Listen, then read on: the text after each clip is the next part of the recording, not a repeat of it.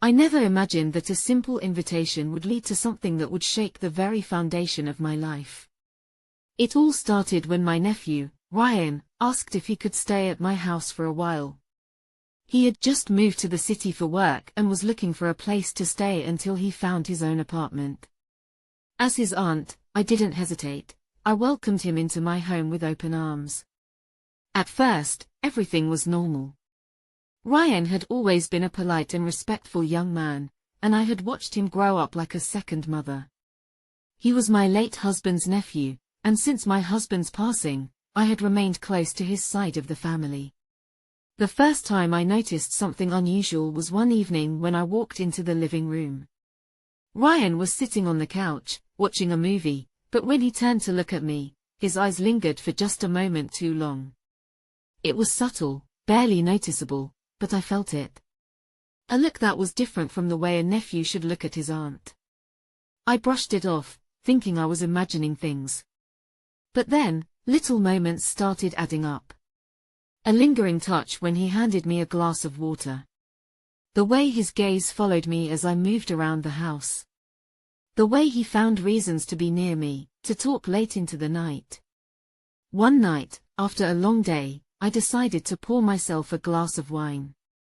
Ryan joined me in the kitchen, and we started talking about life, about how much things had changed.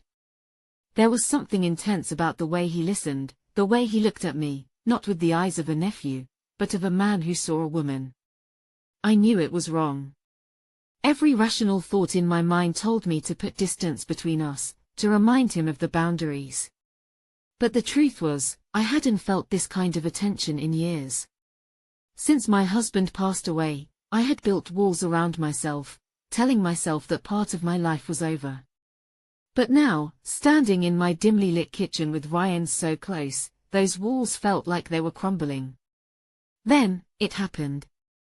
A moment of weakness. A moment I should have stopped. After that night, everything changed. We pretended nothing happened, but the tension was undeniable. The air between us was thick with an unspoken truth. I told myself it was a mistake, that it would never happen again, but deep down, I knew I was lying to myself. The real nightmare began when someone found out. My sister-in-law, Ryan's mother, called me one day. There was something off in her voice, something that made my stomach twist with anxiety. She asked me directly, had anything happened between me and Ryan? My heart nearly stopped. Someone had seen something, heard something. My mind raced, trying to figure out how to respond, but the silence on the phone stretched too long. That silence was enough. She knew. Ryan left soon after.